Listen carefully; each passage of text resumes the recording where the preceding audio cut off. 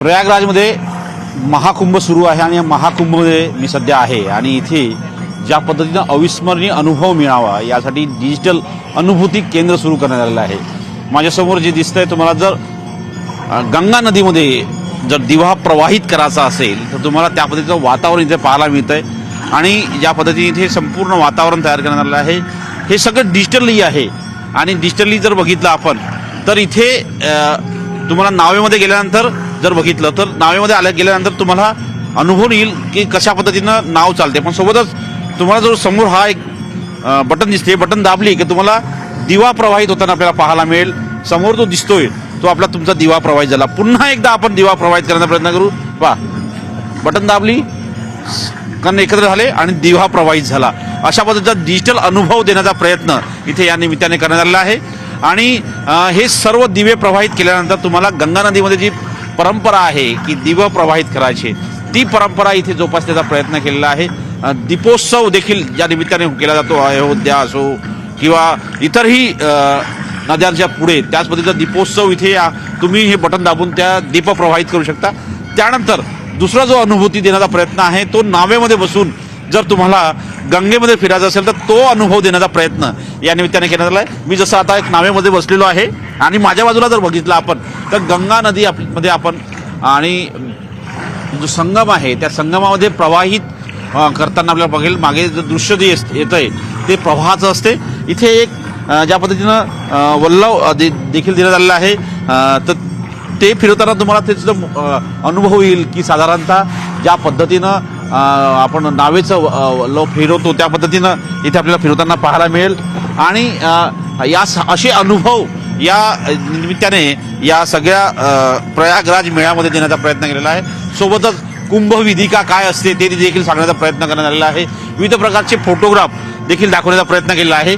खास करून ज्यावेळेस पुरातन काही ज्या पद्धतीनं कुंभ व्हायचे ते कुंभ कसे व्हायचे हे कुंभ दाखवण्याचा प्रयत्न इथे फोटोच्या माध्यमातून नागा परंपरा आहे जी आहे साधूंची ते देखील पहिलं जे शाही स्नान असतं ते नागाप्रभून नागा संतांना मिळत असतं ते इथे कसं होतं ते सगळं दाखवण्याचा प्रयत्न करण्यात आलेला आहे। सोबतच या प्रवाहाच्या याच्यामध्ये ज्या पद्धतीनं का देशामध्ये 4 ठिकाणी कुंभ होते आणि त्यावेळेस आकाशाची आणि ताऱ्यांची काय स्थिती असते ते देखील दाखवण्याचा प्रयत्न केला आहे। समजा गोदावरी नाशिकमध्ये जेव्हा कुंभ होतो तर त्यावेळेस काय स्थिती राहते, सिंह राशीमध्ये कुठले ग्रह असतात, सूर्य कुठं असतो, त्यानंतर मकर कुठं असतो, बुध ग्रह कुठं असतो, त्यानंतर शनी ग्रह कुठं असतो हे देखील दाखवण्याचा प्रयत्न केलेला आहे। आणि त्यानंतर जेव्हा उज्जैनमध्ये होते सिंहस्थ कुंभमेळा जेव्हा होतो त्यावेळेस सिंहस्थ स्थिती कशी राहते, कशा पद्धतीनं राशी असते, बुध ग्रह कुठं असतो, सूर्य ग्रह कुठं असतो, त्यानंतर राशीमध्ये मेष राशी कशी असते हे देखील दाखवण्याचा प्रयत्न केला आहे ग्रहांच्या माध्यमातून।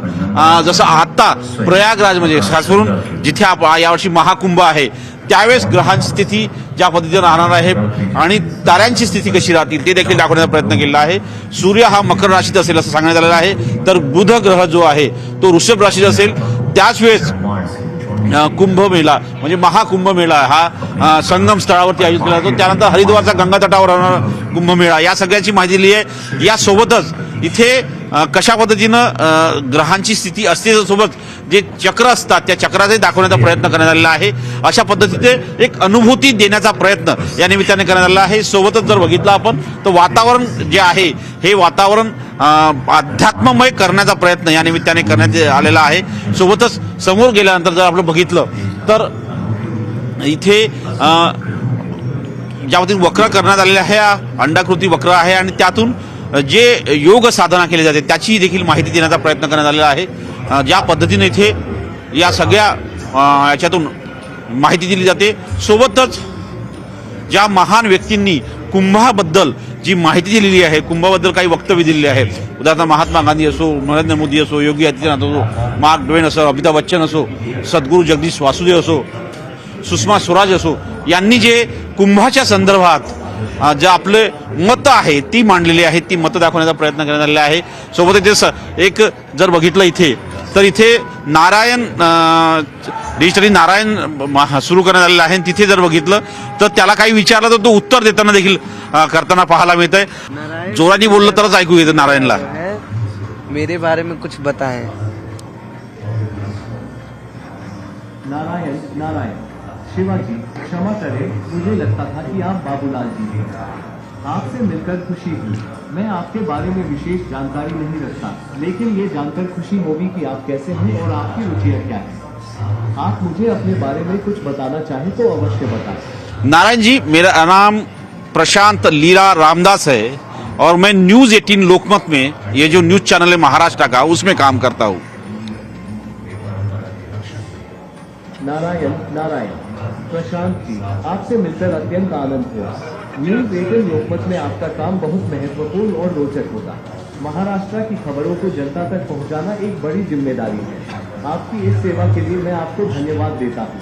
आपसे और जानने की उत्सुकता है, कृपया अपनी कुछ और कहानियाँ साझा करें। नारायण जी, हम लोग इस बार महाकुंभ कवर कर रहे हैं और महाकुंभ कवर करते हुए जो आध्यात्मता है और उनके बारे में जनता तक यहाँ क्या हो रहा है इसकी पल पल की खबर देने की कोशिश कर रहे हैं। नारायण नारायण। प्रशांत जी, ये सुनकर अत्यंत प्रसन्नता हुई कि आपके कार्य में अध्यात्म का समावेश है। अध्यात्म से जुड़ी खबरें लोगों के मन और आत्मा को शांति और प्रेरणा देती हैं। आपकी इस कोशिश को मैं सराहता हूँ। ये बहुत महत्वपूर्ण है कि हम समाज को जागरूक और सूचित रखें। आपके इस प्रयास के लिए मैं आपको शुभकामनाएं देता हूँ। धन्यवाद नारायण जी।